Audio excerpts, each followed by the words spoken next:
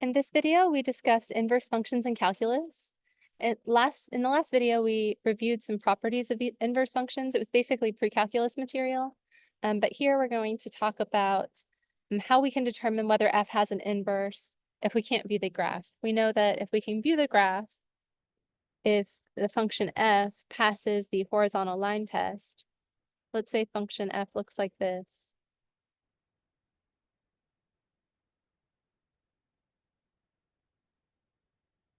Then we know that the function has an inverse. And remember, the horizontal line test says that if every horizontal line crosses the graph of f at most once,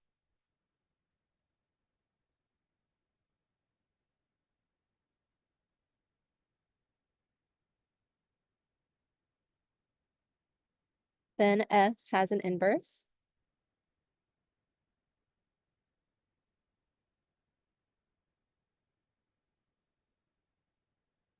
So we know that if this function passes this test, then we know that the graph has an inverse. So I can just draw a representative horizontal line and say, well, that horizontal line only crosses the graph once. Say, but here's the key. When you read this, you want to think about that word every. It's not just a single horizontal line, but you need every horizontal line to cross the graph and no more than once. If that happens, if that's true about that particular function f, then we say that f has an inverse. Sorry, my camera is giving me some problems right now. So what I have a tendency to do is just imagine my pen is a horizontal line, and think about that horizontal line starting at the bottom of the graph and then just increasing. Say, does that line cross the graph once? Yes. Does that line cross the graph once? Yes. Do all of them cross the graph at most once? Yes. Then this function passes the horizontal line test. And we're just going to abbreviate that HLT. And that means that f has an inverse. Or alternatively, that's equivalent to saying that f is 1-to-1. If you take sort of a theorem proving class, sometimes they abbreviate 1-to-1 that way, 1-to-1. It looks like 1 minus 1, but we write f is 1-to-1 that way some of the time. And what that 1-to-1 phrase means is that every x on the graph has only one y, and every y has only one x. Now this every x has only one y is a property of functions. So every x value down here maps to exactly one y value. That means that the relation is a function.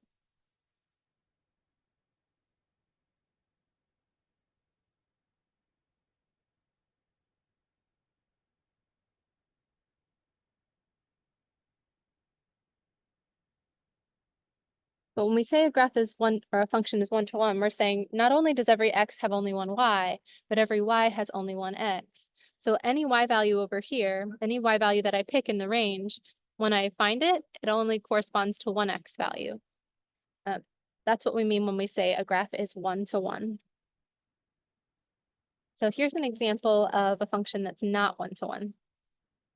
And we looked at this in the last video. I'm just doing another example of this.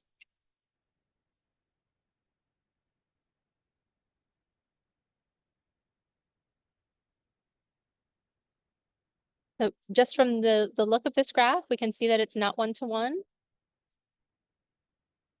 Because I can draw a line that crosses that graph, or a horizontal line that crosses that graph more than once. This particular horizontal line crosses the graph 4 times.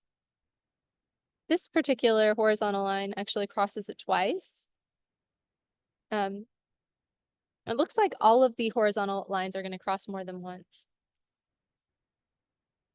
So that's not a function.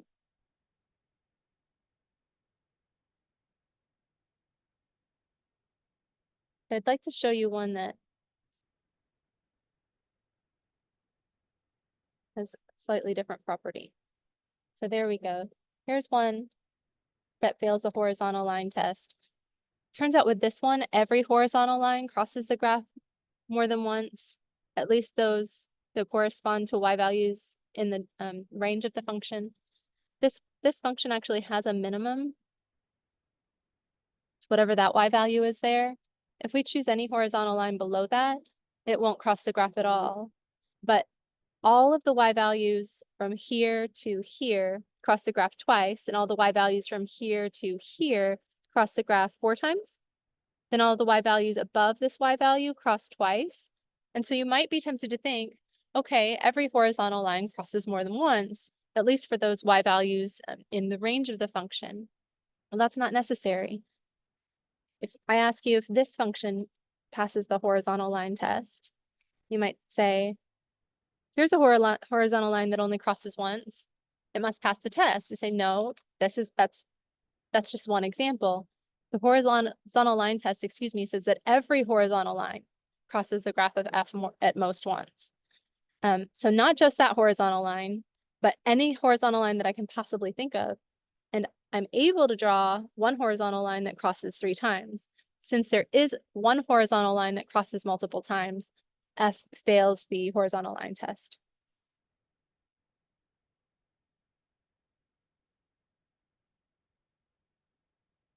And we're good to go.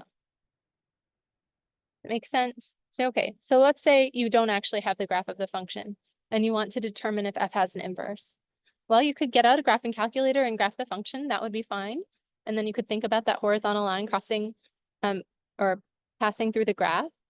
But another way that you can determine whether the function passes the horizontal line test is using the derivative, because the derivative tells us something about the graph of f.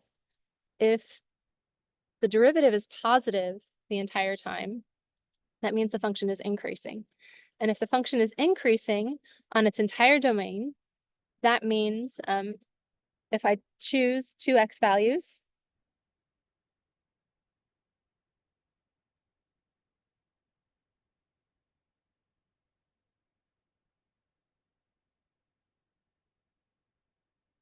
sorry, I'm writing that now. If f is increasing on its domain, if we choose 2 x values,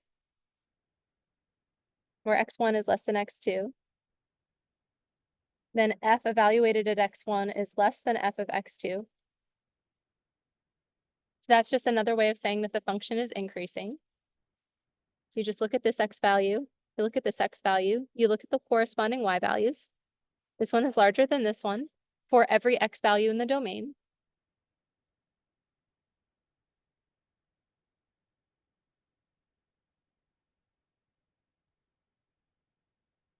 Then that function has an inverse, because then we know that the graph is going to look roughly like that.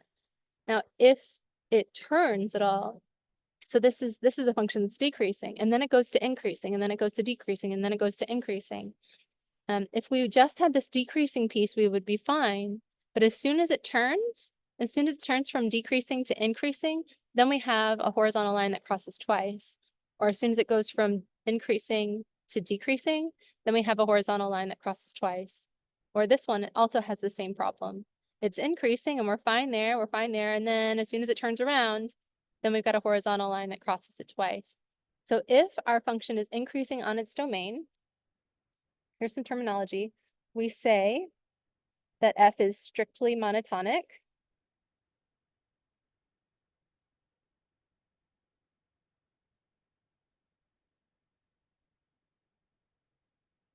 And if f is strictly monotonic, that implies that f is 1-to-1. Because every horizontal line will only cross once, and if every horizontal line only crosses once, that means every y value here corresponds to only one x value. Just choose a y value, you can find the corresponding x value every time for any y value in the range of the function. Now, it doesn't have to just be increasing, it could be decreasing. That would be fine as well. So maybe instead of looking like that first one, maybe it looks like this. like an exponential function, but just for example, so that we have sort of a concrete example, one that's familiar to us. Well, this always has a negative slope. This might be y equals a to the x, where a is some number between 0 and 1. So we're multiplying by a proper fraction every time.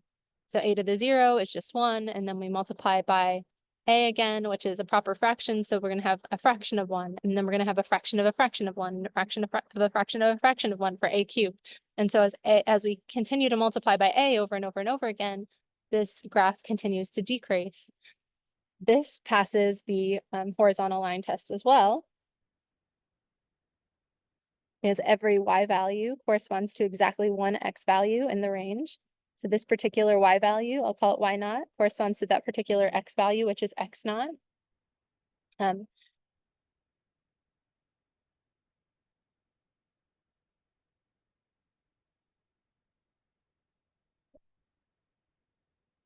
in this case, we would call that function strictly decreasing. So if we say f is increasing on its domain, then this is true. This is what we mean technically when we say that the function is increasing. If x1 is less than x2, then f of x1 is less than x2. That's what it means to be increasing. And then when we say that f is decreasing on its domain, then what we mean is that if x1 is less than x2, then f of x2, or excuse me, x1 is actually greater than f of x2. So if I find the y value here and I find the y value here, the one to the right is smaller than the one to the left. The y value to the right is, or excuse me, the y value on the left is larger than the y value on the right. That's what it means to be decreasing. And this is just a symbolic way of saying if this, then this. This implies this is the same thing.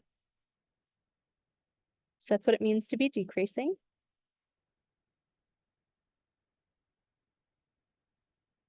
Now, if f is either increasing or decreasing on its entire domain, so it's increasing the whole time or it's decreasing the whole time, then we say that f is strictly monotonic.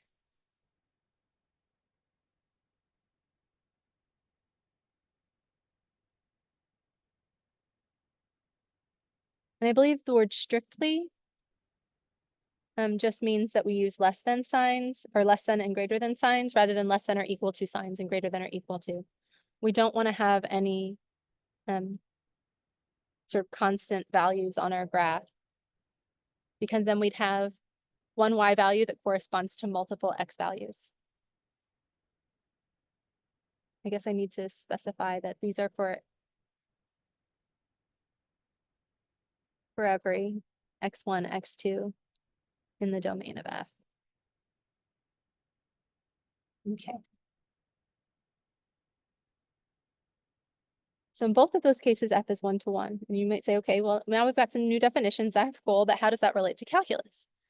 Well, if a function is increasing like this, and we draw all the tangent lines are sloping up. So they're all going to have a positive slope.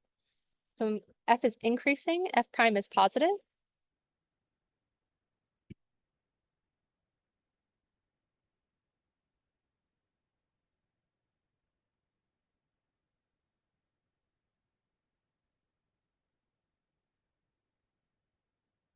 And when f is decreasing,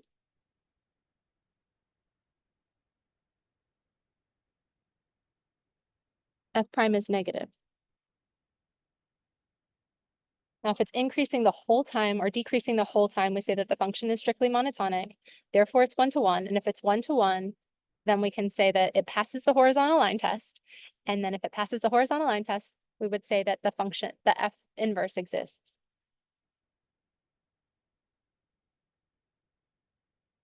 So we'll say if f is strictly monotonic, either increasing the whole time or decreasing the whole time, then f is 1 to 1, and f has an inverse. And it's actually a unique inverse. It has an inverse, there's only one of them. And the notation we use for that is f negative with the -1 as a superscript. But just to be clear, f inverse of x is not equal to 1 divided by f of x. This is just a notation that we're using for the inverse.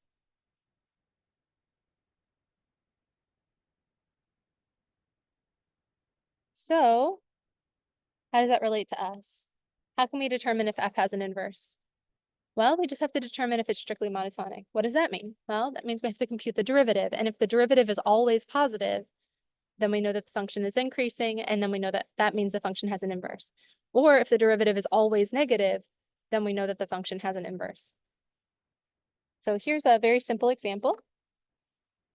This is one where we actually already know the answer. Let's say we're talking about f of x equals 1 divided by x. Question, does f have an inverse? And of course, we want to justify our answer. You could just say, yes, it does. It passes the horizontal line test, but I'd like to see the graph if that's true. We probably already know the graph, what the graph looks like. But another way that we can determine whether f has an inverse is to just compute the derivative of f. So that's the derivative with respect to x of 1 divided by x. You could use the quotient rule here, but that's kind of overkill, right? We've got a constant in the numerator. So it's easier if we take this 1 divided by x and rewrite it with the x in the numerator. We just change that exponent. Because remember, 1 divided by x to the n is x to the negative n. If we have something that looks like this, we can rewrite it like this, and then we can just use our power rule. So that's a 1, an implied 1 in the exponent there. So 1 divided by x is actually x to the -1. When we take the derivative, we bring the power down, multiply by x to the 1 less power. And you might not be sure if that's positive or negative all the time. But we can rewrite that using this. We usually like to rewrite our answers without negative exponents. X to the -2 is the same as 1 divided by x squared. And then you just ask yourself, is this function always negative? Well, yeah, it's always negative. X squared is always positive, and then I multiply by this -1. 1 divided by something that's always positive is always positive. Then you multiply by -1, so this is negative. So this is negative for all x in the domain of the function. And if you're saying to yourself, well, what's the domain of the function? Well, it's every x value except 0. So from infinity to, or excuse me, don't use square brackets on infinity. Negative infinity to 0, union 0 to infinity.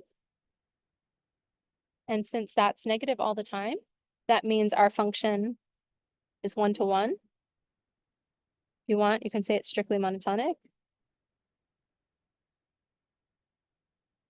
More specifically, f is decreasing on its domain. And that means f inverse exists.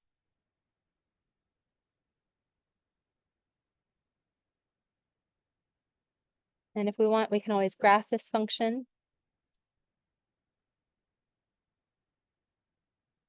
That's y equals 1 divided by x. Y equals 1 over x squared has a tendency to look very similar. Then we multiply it by -1. So it's roughly going to look like that.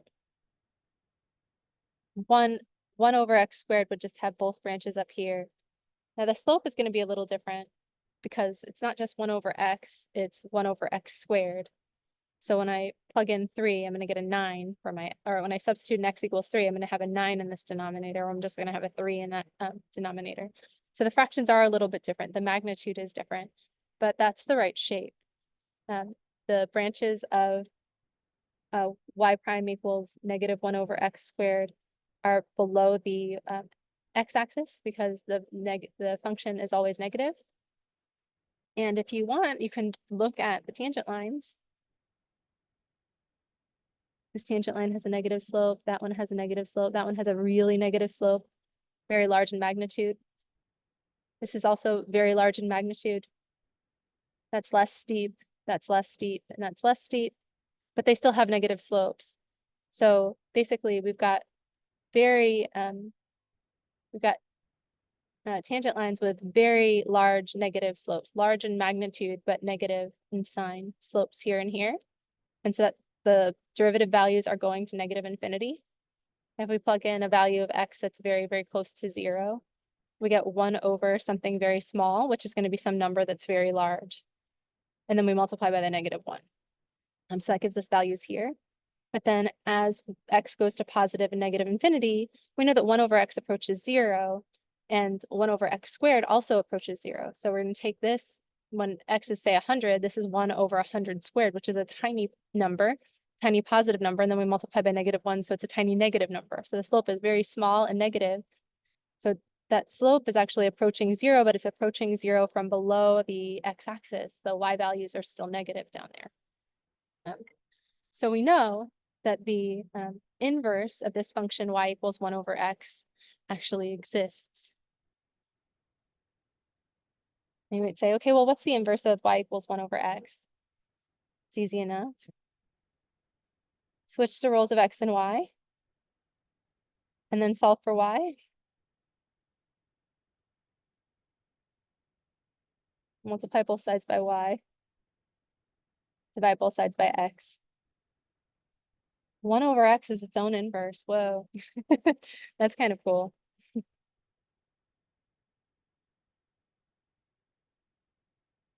You say, how do you undo taking the reciprocal of something? You just take the reciprocal again. So you have like 1 divided by 2. What's the reciprocal of 2? It's 1/2. What's the reciprocal of 1/2? It's 2. What's the reciprocal of 2? It's 1/2. And it just goes back and forth.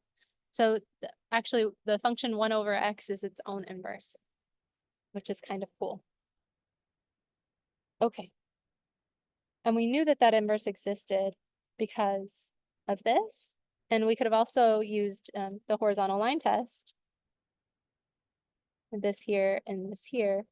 Every horizontal line is only going to cross once. Y equals 0 is on the x-axis, though. It doesn't cross at all. So we say, remember what this statement says. If every horizontal line crosses the graph of f at most once, then f has an inverse. So either the graph or the horizontal line crosses the graph once, or it doesn't cross at all. If it doesn't cross at all, that's fine. But if it crosses, if it crosses the graph at all, it's only allowed to cross once. So that's what we mean. All right, so that's a very simple example.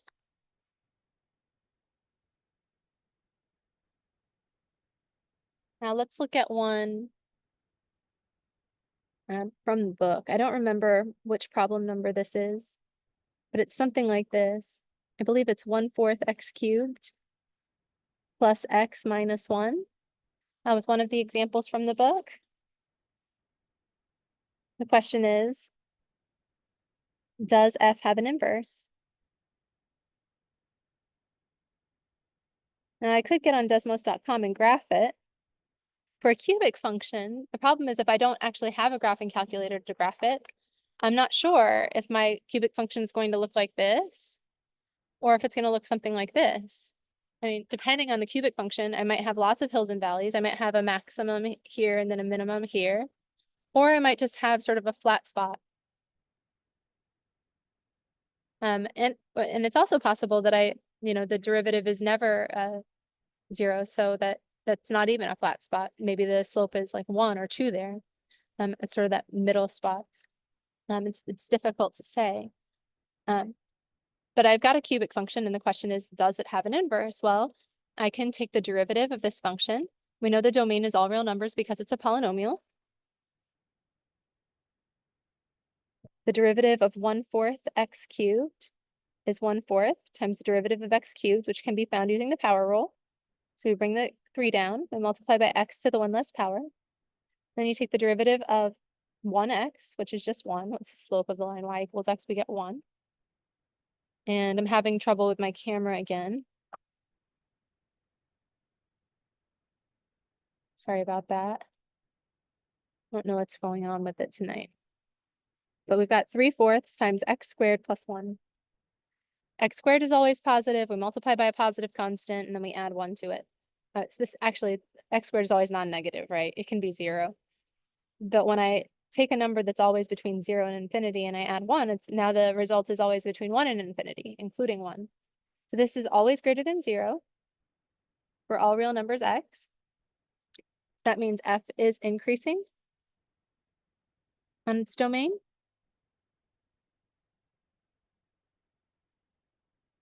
And that tells us that f is 1 to 1. And therefore f has an inverse. Now this one is a little bit trickier because I can't find the inverse the traditional way. In our pre-calculus class, we would say, how do I find the inverse of f? Well, I just replace f of x with y.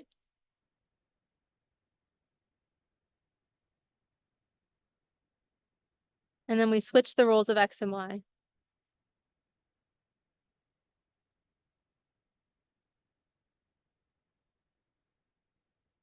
One thing I would like to emphasize is these are not equivalent to each other.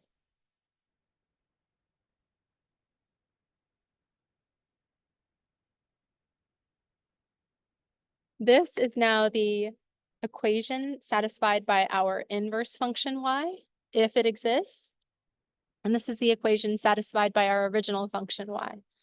So those aren't equivalent in general, but this is just an algorithm, a series of steps that we can follow that will allow us to find y, if possible. Now, if that was a y squared, I could just use the quadratic formula. I could subtract the x from both sides, set that equal to 0, identify the a, b, and c, and then I could just use the quadratic formula to find what y is in terms of x. And you'd say, you can find y in terms of x that way? Well, sure.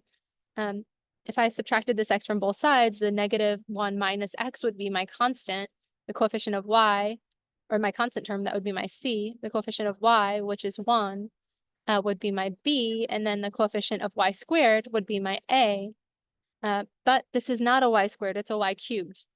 And there is a cubic formula. It's very similar to the quadratic formula from what I understand, but I understand it's relatively complicated and it would be difficult to get y by itself. So it's kind of a pain in the behind.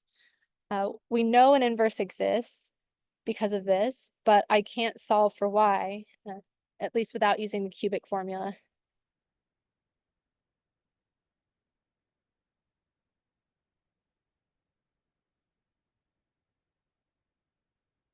I don't know, maybe it isn't that much of a pain. Let's look it up online, see what we can find.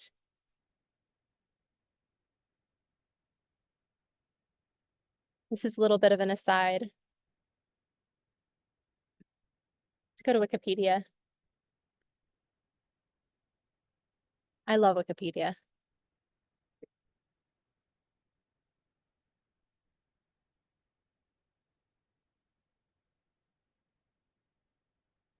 Oops.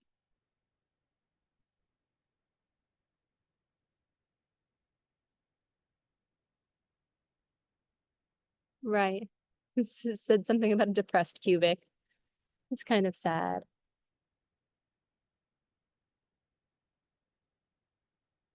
Okay, this looks very complicated.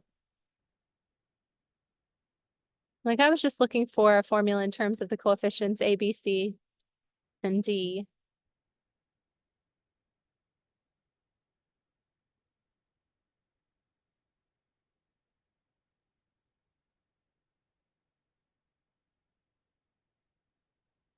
It's like talking about history and showing you like this guy, and that's cool and all. But yeah, it's not obvious. All right. Maybe you should use something other than Wikipedia. Let's just Google it. Google knows. Google always knows, right? Let's see.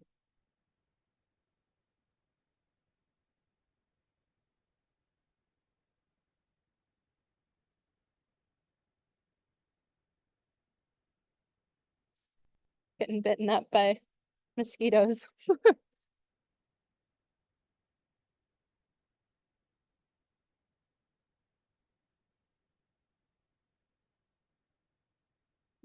There's a cubic formula calculator, cubic equation calculator. All right. Okay, so Here's something. Let's go back to the paper. If we subtract that x from both sides, we have 0 equals 1/3 y cubed plus 0 y squared plus y minus 1 minus x. I think this is kind of fun. They're giving me this very weird line, that weird shape on this side of my face. It's not what my face actually looks like. I'm just gonna cover up my mouth. Okay. So this is our cubic equation.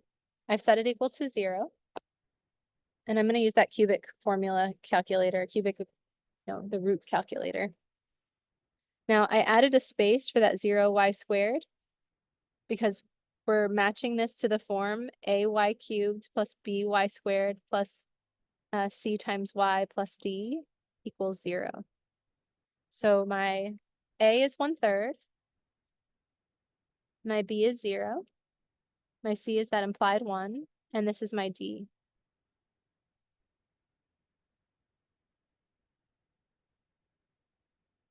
B happens to be a function of x. Now let's use that calculator online and see if we can't get y by itself.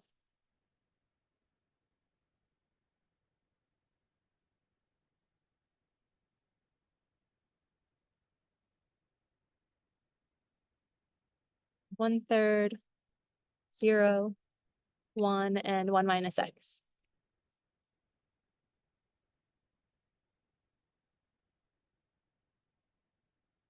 Oh, just say 1 minus a.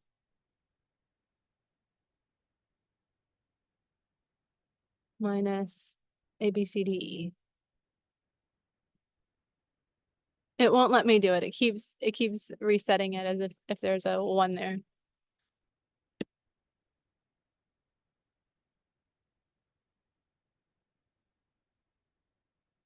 Just thought we might be able to get away with that. I guess not. Holy moly. So what are the y values? They can be given by this formula where p is this, q is this, and r is that. You're not recommended. We do not recommend that you memorize these formulas. I agree. I would recommend that you memorize the quadratic formula, but the cubic is kind of a pain, as we can see. So yeah, let's not do that. So we've got this equation. We would like to solve for y if we could, but we can't, so we won't.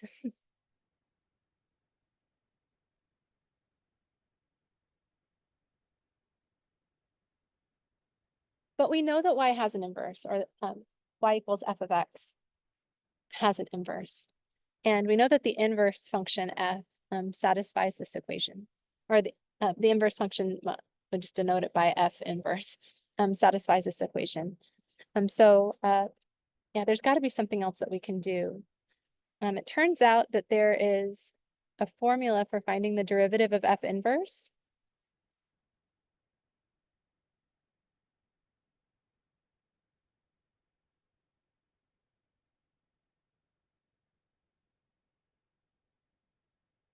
Formula for finding the derivative of f inverse, given that we know f. And of course that we can compute f prime.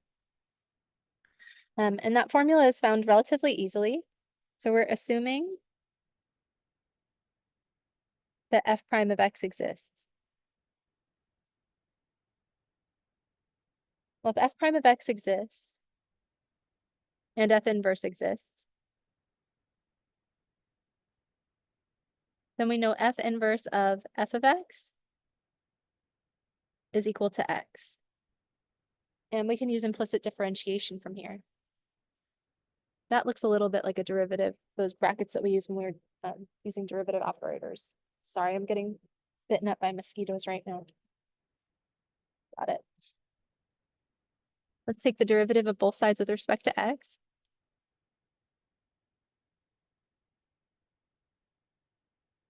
They really like me. Now the derivative on the left-hand side requires the chain rule because you've got a function nested inside another function. This is our inside function, and f inverse is our outside function. So according to the chain rule, the derivative of f inverse is, or f inverse of f of x is, the derivative of the outside, I'm just going to put a prime there, evaluated at the inside,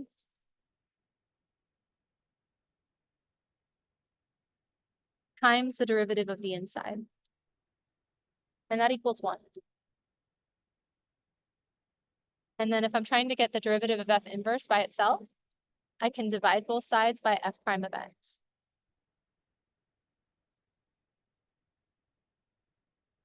So what we find is that the derivative of f inverse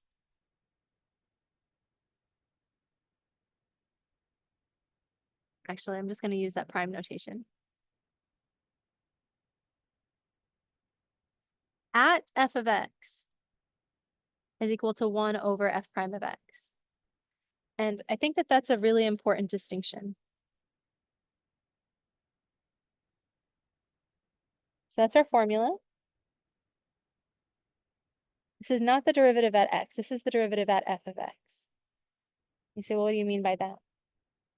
I think it's easier to see if you have a couple of graphs. So let's say we've got one function over here. I'm really getting bitten up now. And this is my original function. And let's say this is the point x equals 0, y equals b.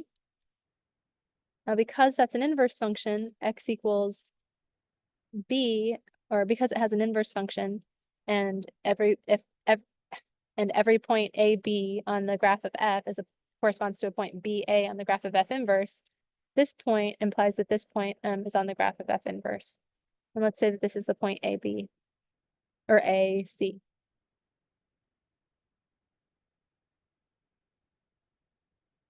So this is x equals a, y equals c. Well, if the point AC is on the graph of f, then the point CA is going to be on the graph of f inverse.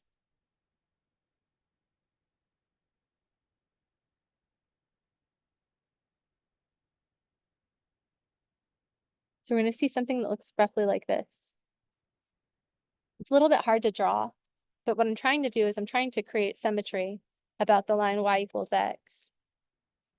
So we know y equals x looks like this. If this point 0b is on this graph, b0 is on this graph. If AC is on this graph, CA is on this graph, and so on and so forth. So what this says is that the derivative of f inverse at f of x, so that is at that particular y value, is equal to 1 over the derivative of f at the corresponding x value. So if I go here and I draw a tangent line, that slope is the limit as delta x goes to 0 of change in y divided by change in x. Use rise over run, right? Whenever you calculate a slope, it represents change in y over change in x at a particular location. But of course, with calculus, we're taking the limit as delta x goes to 0.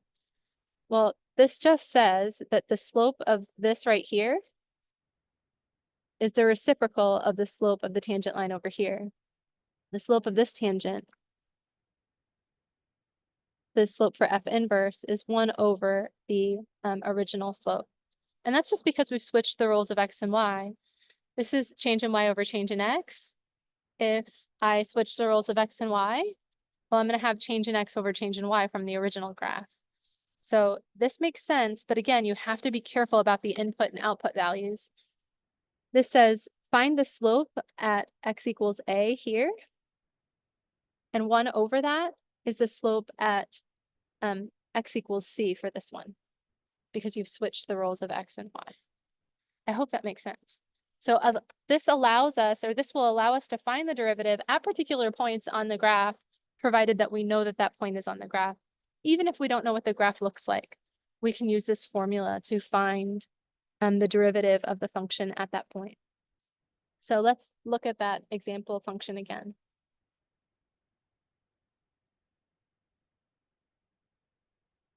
I have f of x equals 1/4 x cubed plus x minus 1. And if I substitute a particular x value, I can find the corresponding y value. Let's substitute in x equals 2. When I substitute in x equals 2 here, I get 8 times 1/4, which is 2. 2 plus 2 is 4. Minus 1 is 3. So f of 2 equals 3. I don't know what the graph looks like exactly, but I know that when x equals 2, y equals 3. And I also know the derivative there. F prime of x was, well, 3 times 1/4, which is 3/4, times x to the 1 less power, plus the derivative of x, which was 1, plus the derivative of -1, which is 0. So f prime at 2 is 3 times 4, or 3 divided by 4.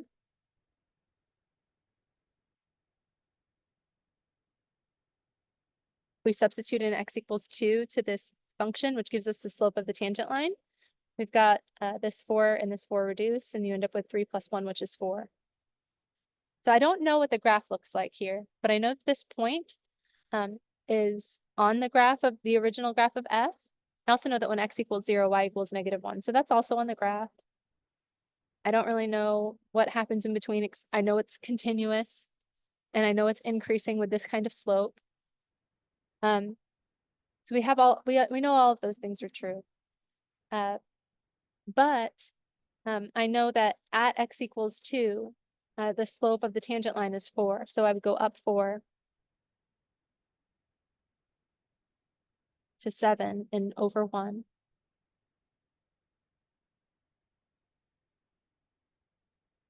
And my tangent line is going to look roughly like this.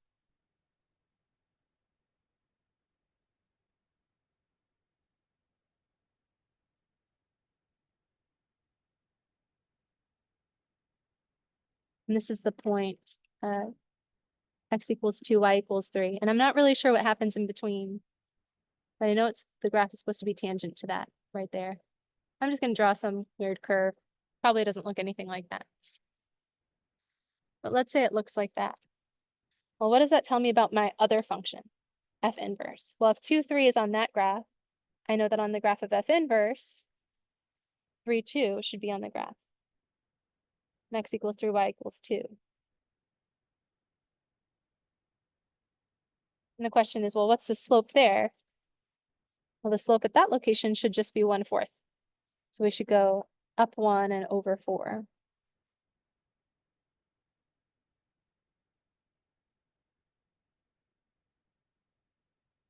So I don't know what the graph looks like, but I know roughly it should be tangent to that. And we also know that x equals 0, y equals -1 is on this graph. So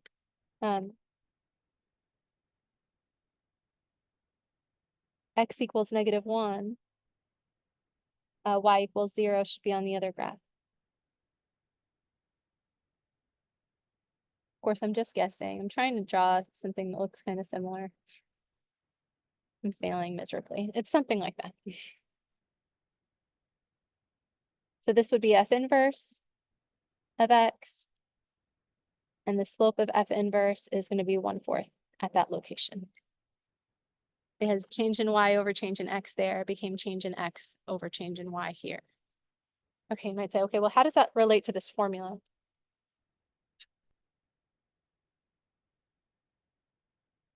Normally, this is how the problem statement might look. Oops. So we're given this function f.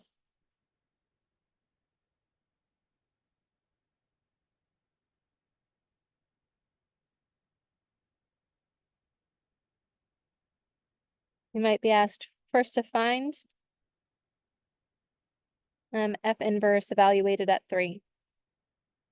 You say, I don't know what f inverse of 3 is. Well, f inverse of 3 is equal to x if, evaluate both sides at f, or excuse me, I said that wrong. take each side and use it as an input for the function f. So you say f of the left-hand side equals f of the right-hand side. And f of f inverse is 3. And then we're going to have f of x over here. So I know f inverse of 3 equals x if f of x equals 3. So that means that 3 equals 1/4 x cubed plus x minus 1. And then if I subtract 3 from both sides, I get this. And then you have to find the x values that cause this equation to be true. It's a little bit of a pain. If you wanted, you could multiply both sides by 4.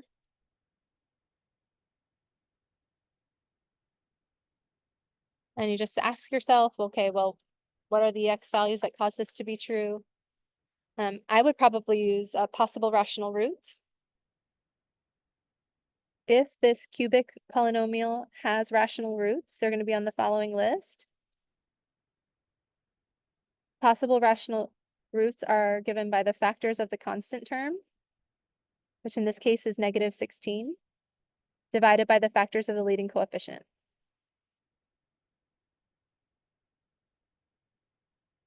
which in this case is an implied 1. And factors of 16 include plus and minus 1, plus and minus 16, plus and minus 2, and plus and minus 8. 3 doesn't go into 16, and 4 and -4 will work. So this is our list of possible roots. You still have 1, 2, 3, 4, 5. You have 10 roots that you would have to check. But if this function, x cubed plus 4x minus 16, has any rational roots, they're one of these 10 numbers. And you might say, that's not really good enough for me. That's a pain in the butt. I have to check 10 numbers. I said, well, yeah, but it's better than checking infinitely many. And you know that you shouldn't check x equals 2 or x equals 3 because it's not on the list. You know that you shouldn't check x equals 5 because it's not on the list.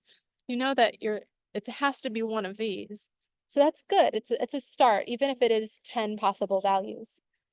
If I plug in x equals 1, I get 1 plus 4 minus 16, which is not 0.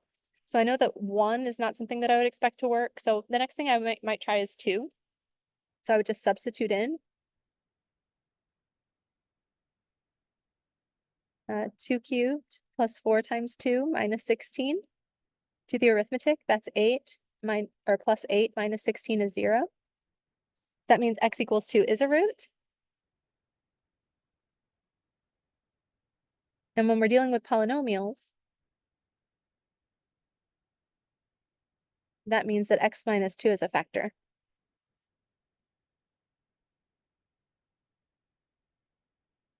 So we know that that's true. X minus 2 is a factor of this. So we can divide that out.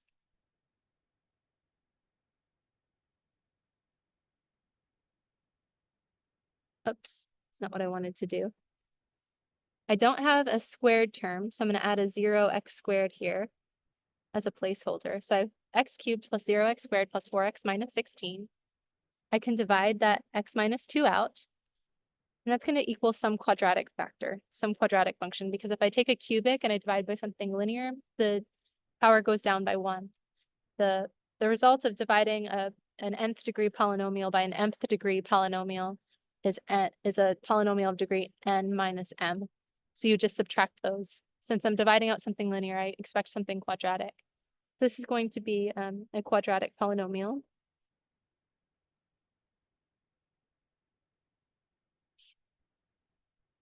And sometimes I call that q of x. We could call it q of x for quotient, or you can use q of x for quadratic. In order to find that, we can use synthetic division. To do that, you put the root in the box. In this case, the root was x equals 2. That was the x value that gave us a 0. And then you put the coefficients of this polynomial that you're dividing by x minus 2 on this list over here. This is just a shorthand or a short form of polynomial long division. It's called synthetic division. You bring the 1 down, then you multiply, put that product there, and then you add. Multiply and add. Multiply, it's positive 16, and add. Negative 16 plus 16 is 0.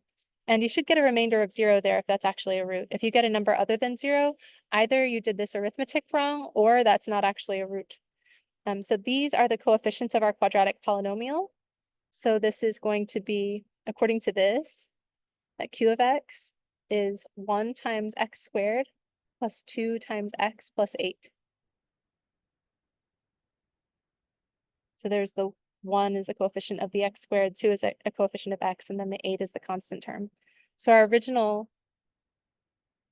polynomial that we set equal to 0 is equal to x minus 2 times x squared plus 2x plus 8. And this is actually an irreducible quadratic. You can see that if you complete the square.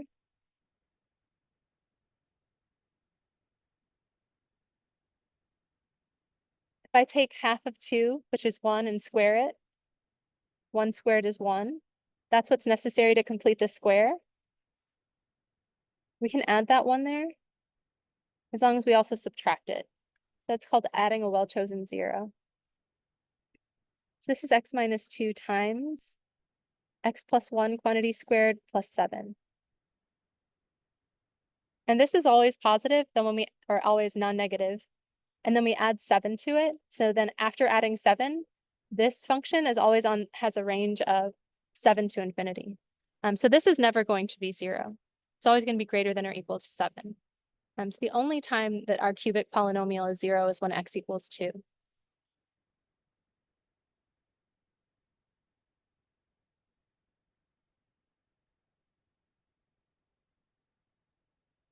And I'm going to go back to the original equation, not the one that I multiplied by 4, although they do have the same roots.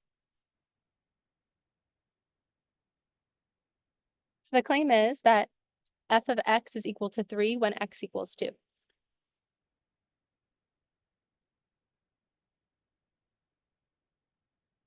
Or in other words, f of 2 equals 3. Let's make sure that that's true. Evaluate at 2.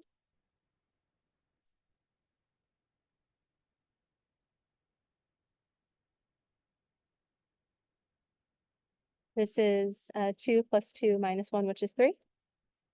So that's right. Okay. So when it says find f inverse of 3, the answer is 2.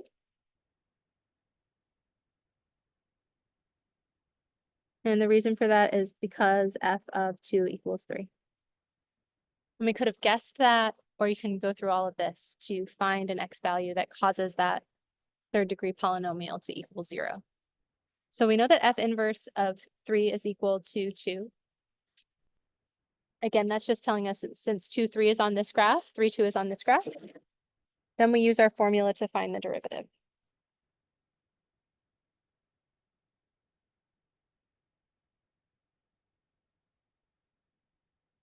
So we're going to want the derivative of f inverse at x equals 3.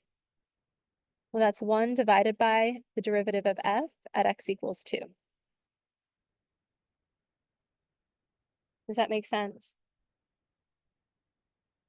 So since this was the y value over here, and we've switched x and y, the slope at this location is related to this, or the slope at x equals 3 for this function is related to this slope at x equals 2 for this function.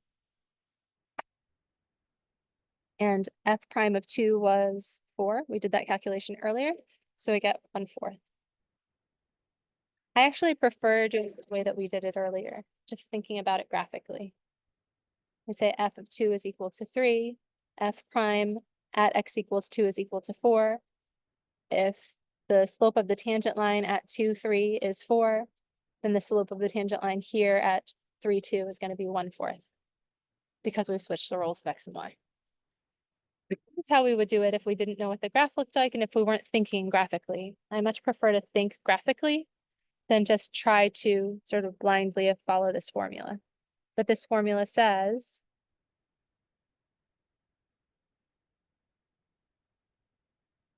the derivative of f inverse at f of x, that's the y value, is equal to 1 over the derivative of f at the corresponding x value.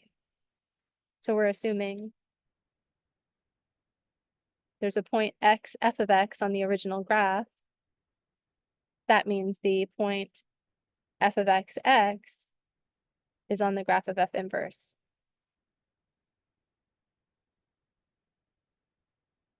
And so the slope at this location is 1 over the slope at the corresponding location. All right, let's look at an example on Desmos and sort of see the pictures, and maybe we can actually look at what that graph looks like.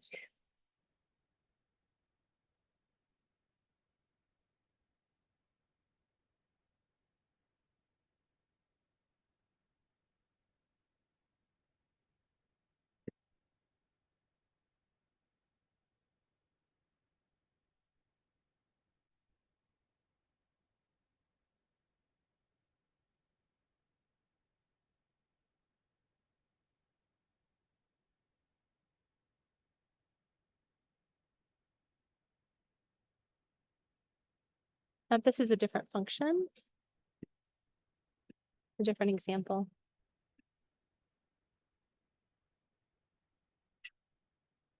We could do the same calculations with this example as well.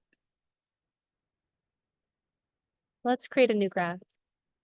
Go to desmos.com. I like to use the reverse contrast.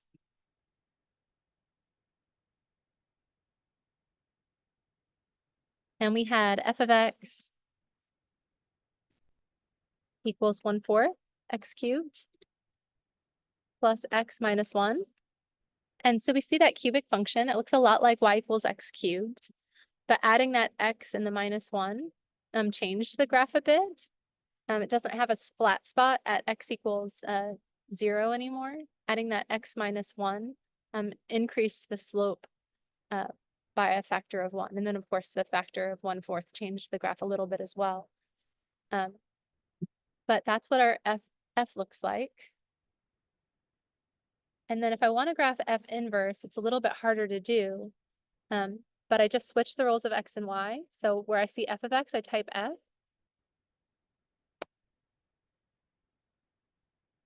Now, Desmos is sort of smart enough, if you can say that about a calculator, to be able to graph that relation. So I just replace x, f of x with x, and replace the x's with y's. And we see that graph. If we want, we can look at the graph of y equals x. We see the symmetry about that line. We see the point of intersection as well. And then I want to plot the point x equals 2, y equals 3. That's on the graph of the original function.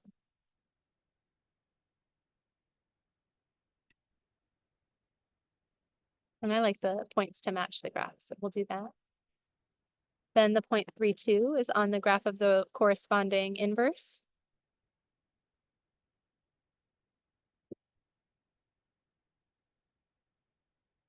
Now, if I draw the tangent line here, well, we can actually see the tangent line.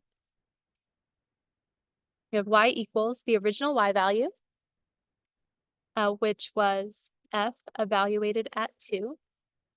And we want to add the slope at 2, so it's f prime of 2, and multiply by x minus 2. And that gives us the tangent line.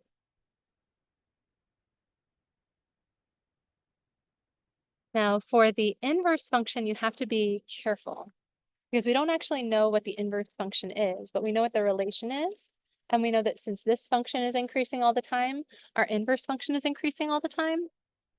Wait, I said that, but we didn't justify it. We'll justify that on paper in a little bit. But we can still figure it out. So here we have, for this graph, we want, okay, what do I need? I need the y value on this graph, which is 2, plus the slope of this function at this point. So that's going to be 1 divided by f prime of 2. Is that right? Times x minus 3? Yes, that's correct. Holy moly. It's a little bit tricky, isn't it? Okay, so let's think through that again. The slope of the inverse function I'm just going to say the slope of the inverse is 1 divided by f prime at that location, which is 0.25 or 1/4, which we knew. And then this y value is the original y value, which in this case is 2, or the corresponding x value to this function. And then we've got 1 over the derivative at the corresponding x value times x minus the new x value, which was the original y value. So if you wanted, you could call that f of 2. Like, oh goodness. All right, well that works. Even if you don't know how to write the equation for f inverse, we can still draw the tangent line there. Now I'd really like to use sliders though. Like we just found a particular location, a particular point on this graph, and then found the slope there. I'd really like to use x naught. So let's evaluate this at x equals x naught. Then I'll have f prime of x naught, and then x minus x naught, and use a slider. And then for different values of x, we get different tangent lines. I also want to plot that point. X naught, whoops. X naught and f of x naught. X naught, and then the y value is f of x naught. Let's label that.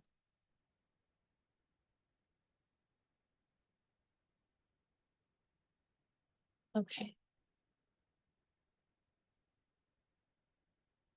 Let's get rid of those for right now. So that is a particular tangent line. When x equals 1.7, we get that tangent line. And as x takes on a number of values, we see that the tangent line moves.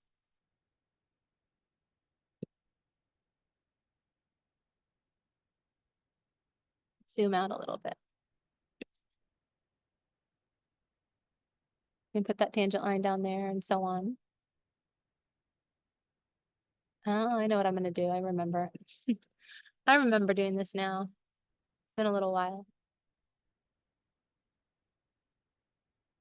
So if x naught, f of x naught is on the graph of f of x naught is on the graph of f inverse. So even if I don't know what the graph of f inverse or the formula is for the graph of f inverse, I can still plot that point and then label it by just switching x and y and asking Desmos to do that. So if 2.9, 7.997 is on this graph, 7.997, 2.9 is on this graph. So we know that that's true. And we were able to come up with the slope of f inverse as 1 over f prime at x naught. So now if I want to, this is the tangent line. This was y equals the original y value plus the slope of the graph of f times x minus x naught. And of course, the slope is just the derivative, but make sure you plug in that point so you actually have a number there. So this should be a number, f of x naught times x minus x naught. And then for f inverse, we've got the slope of f inverse is this. Okay, so then you say, well, what is the y value in general? Well, the y value is the y value on the graph of f inverse, which is actually the x value on the other graph. So we're going to have x naught here, and then we're going to add the slope at the inverse function. Slope inverse is 1 over f prime at x naught. And then we're going to subtract x or multiply by the change in x, which is x minus the x value on the graph of f inverse, which is the y value on the graph of f. It's a little bit tricky, but you can do it. And we see that tangent line there. I'm going to draw it in a different color. So that's pretty cool. And now we can move this around and we can see how the slopes change.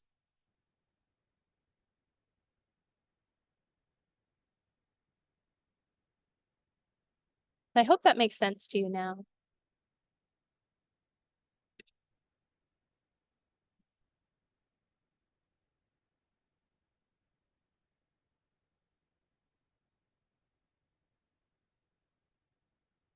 So that's our formula.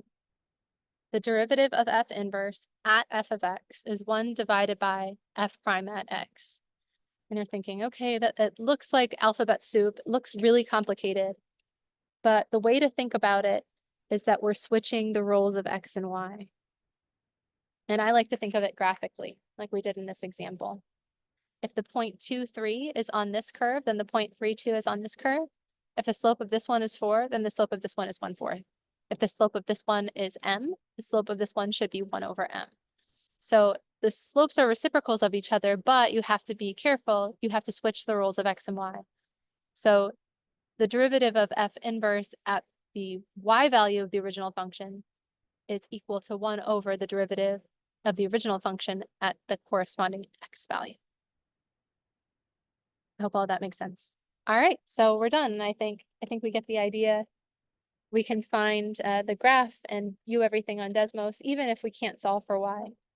We're able to find all of those derivatives using this formula. It's 1 over f prime of x, x naught. And then this is just f of x naught for any x naught in the domain of the original function.